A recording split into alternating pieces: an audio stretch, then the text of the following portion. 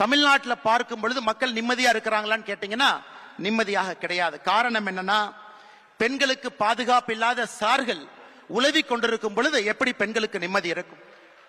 மக்களுடைய பணத்தை கொள்ளையடித்து சினிமா படம் தயாரிக்கக்கூடிய தம்பிகள் உலவி கொண்டிருக்கும் பொழுது எப்படி மக்களுக்கு நிம்மதி இருக்கும்? மத்திய அரசின் மீது திட்டத்தின் மீதெல்லாம் ஸ்டிக்கர் ஒட்டி எந்த வேலையும் செய்யாமல் 4 ஆண்டு காலம் திராவிட முன்னேற்ற கழகத்தினுடைய ஆட்சி காலத்தை கடத்தி இருக்கின்றார்கள். எப்படி மக்களுக்கு நிம்மதி இருக்கும்? ஒரு சமுதாயத்தை சார்ந்த, ஒரு மதத்தை சார்ந்த மக்களை மட்டும் தொடர்ந்து கொச்சைப்படுத்துவதே முழுநேர வேலையாக திராவிட முன்னேற்ற கழகத்தினுடைய அரசு வைத்திருக்கின்றார்கள். எப்படி மக்களுக்கு நிம்மதி இருக்கும்?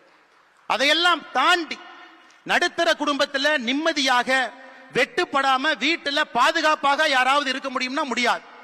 கொங்கு பகுதிக்கு வந்தீங்கன்னா முதியோர்களை குறிவைத்துக் கொள்ளுகின்றார்.